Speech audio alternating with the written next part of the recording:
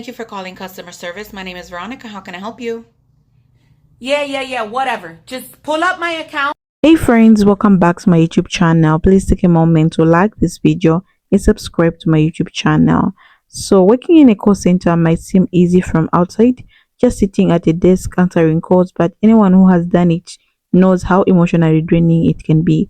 The jobs demand constant politeness, patience, and a smile on your voice, even when you're being yelled at, insulted, or blamed for things for far beyond your control. So I've put the stitches together so that you watch. I'll be back share my true sense. Thank you for calling customer service. My name is Veronica. How can I help you? Yeah, whatever. Just pull up my account. I don't even say thank you for calling. Just pull up my account and do what you need to do. Do your job because I don't understand. Hello? Are you still there? Yes, ma'am. I'm still listening. Did you hear what I just said? Nah, you're going to have to repeat all that because you started yelling and I thought you was talking to one of your kids because I know you're not talking to me like that. Not on this chipper Tuesday morning. Did you really just say that to me? Yes, I did say that. Yes, I did. How? Why? Because you need something from me, but you're going to call me with attitude and yelling top of the morning. For what? For what reason? So you're not going to help me? You're not planning on helping me? I can help you. I'm more than happy to help you. That's what I get paid for. I do not get paid for you to sit there and yell at me. I mean, you could yell all you want, but this call will go click and you'll be talking to my friend Tone. Don't play with me.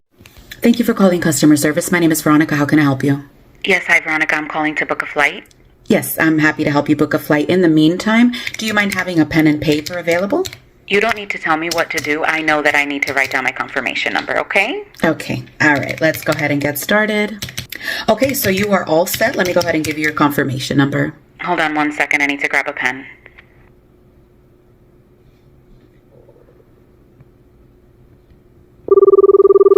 Customer service, this is Veronica. How can I help you?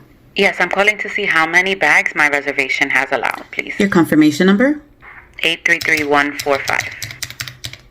And the name on the reservation? Marisol Lopez. Okay. Thank you so much. It looks like your reservation, you're permitted 2 checked bags. Well, my sister told me that I could take 3, so I don't know why you're telling me I can only take 2. Oh, which department does your sister work for? What do you mean, which department? She doesn't work for any department at your airline. Oh, so she doesn't work for the airline? No, I never said she did. Then why does it matter what she told you? You're calling me for a reason, right? She doesn't work for the airline, so why would you take her word over mine? I just don't understand why it is that you're telling me one thing, she's telling me another. I'm taking 3 bags. Like, I don't understand. I'm just trying to understand. If you believe your sister and you're going to tell me that your sister told you something different, why did you bother calling me to confirm? And I'm telling you that you can only take 2, but you're telling me your sister, take as many bags as you want and then deal with the issue at the airport. Yeah, when you got to throw away all of your panties and stuff, then don't blame me, okay? I don't even know why I bothered calling. Bye. Have a good day. Yeah, you have a nice day too. Bye-bye. Sir, I'm just going to stop you. Sir, hello? Yes, I'm sorry.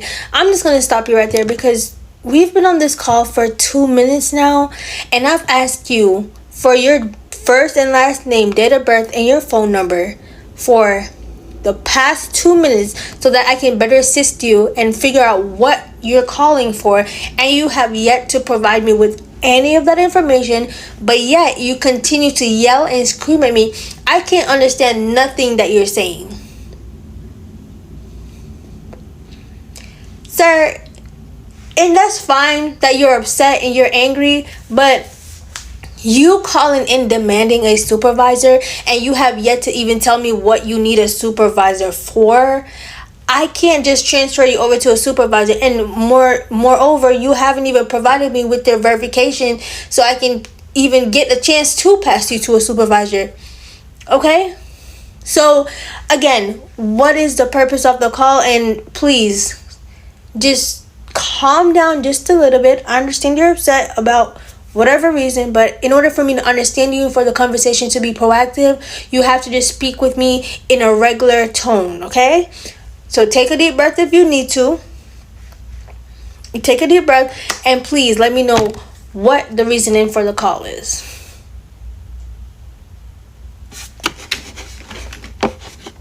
Okay, can I have your first and last name and date of birth? Okay, sir, okay, so if you're not willing to provide me with that information, there's nothing I can do, because I don't understand how you're saying that we're a scam but you're asking for a supervisor. I really don't understand. So when you feel like you're in a better mood and you want to speak to someone and you want to speak with us with a little bit of understanding, please give us a call back. You're free to call this number back at any time, 8 a.m. to 8 p.m. Monday through Friday, okay? Yes, sir. You have a great night. Okay. I'm done. Customer service. My name is Ashley. I can help you today. What is your name? Hello? Ashley. Okay. Do you not have a last name or? I do, but we're not allowed to give out last names. Okay. Says who? The company. Okay. Are you not going to spell your first name? Oh, you didn't ask me to, so I well, didn't I'm asking. assume to spell it out, but it's Ashley. Okay, thank you. So that's A as in apple, S as in Sam, H as in Henry, L as in love, E as in egg, Y as in yellow. Is that correct? Yes, ma'am, that is correct. How can I help you today? You tell the last representative that decided to hang up in my face. Matter of fact, put me back through to her. I got a choice of words. Yes, ma'am. But how can I help you today?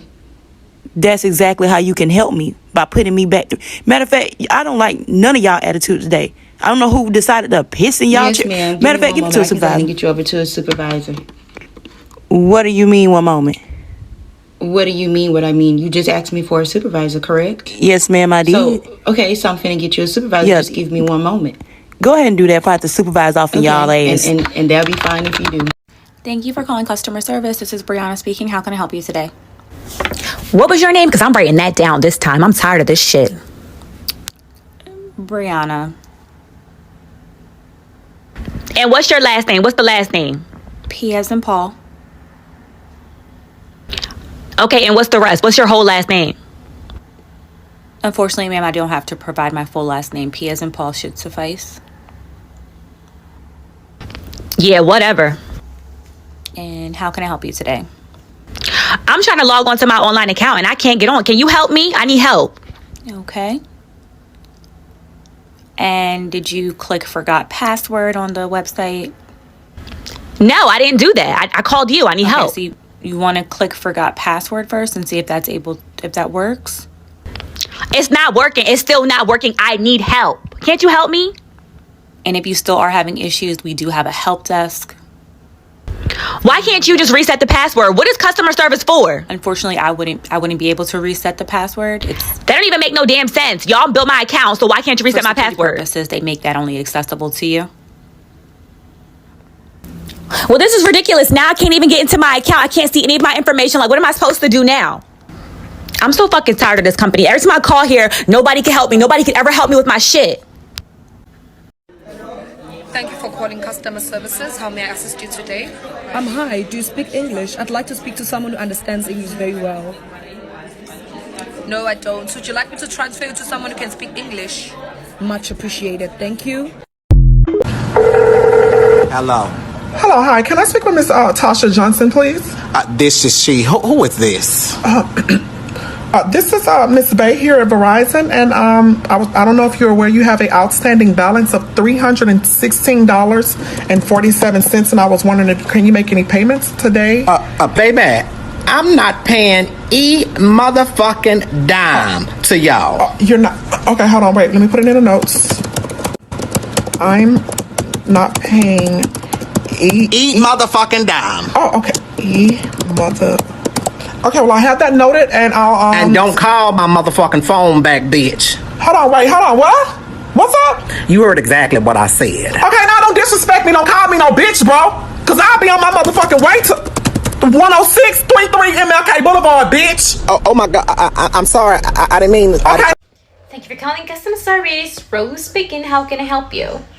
I have a problem with my account. Can you help me? Okay, I can absolutely help you with that. May I please have your phone number and your account number, please? Why are you asking me for that information? I'm a loyal customer, so you should have that info. Sorry, ma'am. I need this information just for security purposes. I called you yesterday and the last agent asked me the same thing. Ma'am, without this information, I'm not gonna be able to verify what you need. I'm sorry. Can you please confirm your phone number and your account number, please? Like I said, I already gave that info yesterday and the day before, so you should have it. Are you sure you're doing your job? Because I think you're not.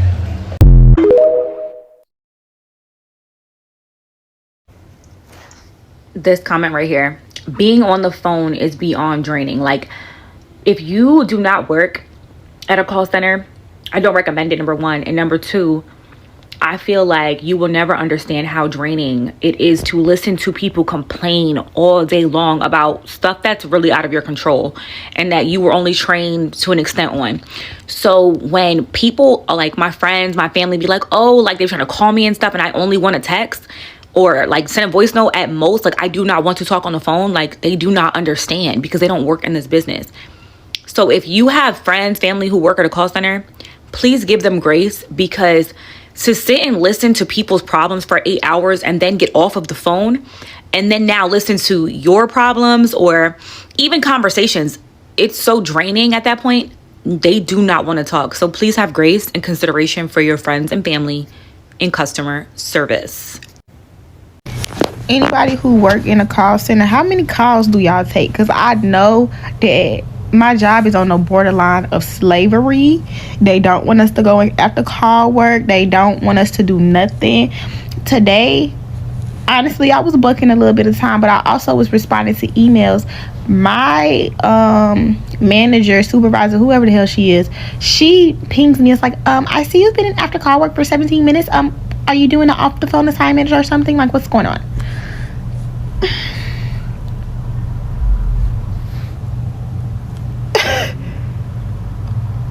Excuse me, ma'am. What do you mean? What do you mean by that? Don't I gotta send y'all my deviations? Don't you think I'm gonna send you what I was doing in these 17 minutes? You think I'm just in here playing and twiddling in my asshole?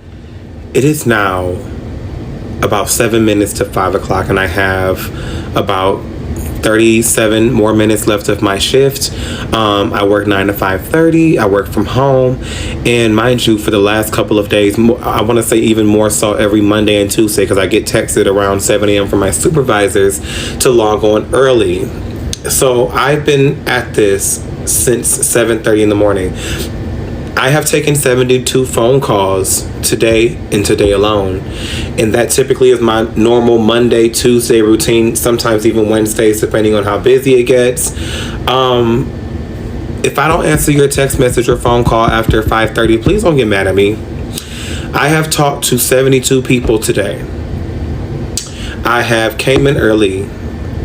And the thing about call centers, most call centers now offer working from home, and that's cool. And I try not to, be so anal about my job, because I'm like, I have the privilege to work from home. I get to save a lot of money on gas. I get to use that extra money to DoorDash if I want to, or just do whatever. So I try not to be so hard on my job. However, people in the call center life, you have to agree that this job gets so draining. You're talking to person after person after person. And then the thing about me is, sometimes we get downtime, which I love. We'll be sitting in ready for about maybe 10 minutes, sometimes 15 minutes.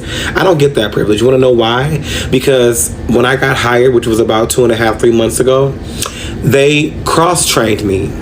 So whenever another department is suffering and drowning in phone calls, and this department is chilling and everyone's, chilling and ready for about 10 minutes, whatever, I don't get that privilege, because the moment they're drowning, I'm getting chats from my supervisors.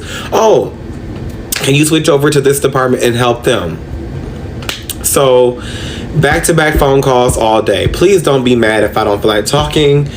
If I feel like I have an attitude after I answer the phone after 5:30, I don't have an attitude. I just don't have anything left to say. I just don't. And then on top of that, I get a couple rude people who call my phone, and I have to deal with that. And people act like, well, just brush it off. I'm human. And when you talk too crazy, I want to see how you react, whether it's over the phone or in person. And it's just draining. It's just draining. I I don't know what more to say. I don't even know why I'm making this TikTok. I just wanted to get on camera and just express how I felt. Like, I love my job, don't get me wrong. It pays the bills. However, when I tell you, talking to 70 to 80 people a day, it's like, I don't. That's a video, guys. I'm just here also to share my two cents, like what I think about today's video. The call center job is so draining. So you deal with angry customers, frustrated clients, and people who are often just looking for someone to vent to. And unfortunately, that someone is usually you. What many people don't realize that you are expected to absorb all of the negativity without showing a single crack. You can't lose your cool, no matter how unjust or abusive a caller might be. Your tone has to remain calm and friendly. You can't hang up unless it's a company policy. And even when someone crosses their line, you're often still judged on customer satisfaction score rather than how well you protect your own mental health. It becomes a performance, a show you have to keep up for 8 hours or more, even every single day, with barely enough time to breathe between one emotional charged call and the next. And there's the pressure of matrix. Every second counts literally. You are timed on how fast you answer, how quickly you resolve the issue, how long you're idle. Even going to the bathroom can be calculated break that you feel guilty about. There's a constant sense that you're being watched, monitored, and graded. It's like you're being on a reality show where every move is scored, but instead of the prize at the end, you're left with anxiety, exhaustion, and a sense of being irrepressible. There's also the emotional labor that comes from the dealing with stories you carry home with. Sometimes you speak to someone who just lost a job, someone who's struggling to pay a bill, or someone going through a personal crisis. And even though you're not their therapist, you're definitely not trained for the level of emotional weight. It lands on you anyway. You end the call, but the voice, the panic, their pain, they linger. You hang up, but still feeling doesn't go away. It becomes part of your emotional baggage, and you still have to pick up the next call, reset yourself, and pretend like nothing happened. Then there's isolation. Even though you're constantly talking to people, it's one of the longest job out there. Most of your day is spent with a headset on and the cable or in front of the screen, hearing voices but not forming any real connection. You're not part of the conversation. You're just solving problems, calm tempers, trying to survive the shift. Your co-worker often just a drained, and there are barely time to bond or support one another, where you're both rushing to meet quarters. And don't get me started on how management handles things. Too often the emphasis is on the productivity, not well-being. You're not treated like a human being with emotions. You're a number on a spreadsheet. You could be going through something personally difficult, and yet you're still expected to maintain the perfect cotton. Burnout and really acknowledge, and mental health supported is a minimum if it exists. The attitude is often just tough up, which make workers even feel more isolated. So most of the people when they come, most when you call, for example, if I call the bank, I have a problem, and maybe I was trying to log in my account, it is not going through. I'm frustrated. Like I've tried so many times. Now I want to speak to the call center. I'll call. Then I'll start telling her all my frustrations, how I'm feeling, how it's not possible. Like if she's trying to tell me the solutions, if I'm angry, then all the frustrations are just going to her. Okay, you need to keep calm, even if the person who's on the phone you cross the boundaries. They'll keep calm and so tell you to wait because some people even insult them. You know, you're just bashed for things which you don't even know you get. It's your own problem. Like you're just having problems. Okay, and some people don't know how to solve problems. They're so angry, they shout and they yell, keep yelling, and you still have to keep there was this the headset on and still here and here. So it's like mentally draining, and it's so crazy because you know how all these things are happening and people don't really know how to. It's really crazy, like how everything happens, and because it's a job, you don't have rights like to react to your customers because we are always told that our customers are always right. So if you accept this job, you accept all the mental toll, everything which the customer comes with. You're supposed to get it, okay? Just supposed to just act professional and always, but which is not right, Yeah, it drains a lot of people, and a lot of people, like, they have a lot of mental breakdowns, because just imagine you come across a client who just lost their jobs, they lost their car, they're homeless, and they're just trying to express or vent to you because they don't have anyone to vent to at that particular time. And you're just a worker, and you just imagine this person in your shoes, like you are the one in that position, like you don't even know what to do, and you're just trying to solve this problem, and these people you're not even connected, like, emotionally with, but at the end of the day you may end that call, but you still keep thinking because you're touched and all these things. So, like, it's crazy how everything is hard on the call center job, because it's not for the weak. It's not. Okay, so if you don't want to be emotionally drained, I don't recommend this job. Okay, you can try other jobs. Okay, but if it's your passion, you can go ahead. Okay, everything is possible, but you need to have a strong, strong mental healthy, but at least at one point you may break down, because of what's happening, how angry people can be. People are just frustrated. Some will just, because she's already frustrated, she will just vent on you and put everything on you, which you don't even know what really happened to her. Some people are just frustrated. So that's the way it is. So thank you so much, guys, for watching this video. I really appreciate. Kindly like and subscribe. Bye bye.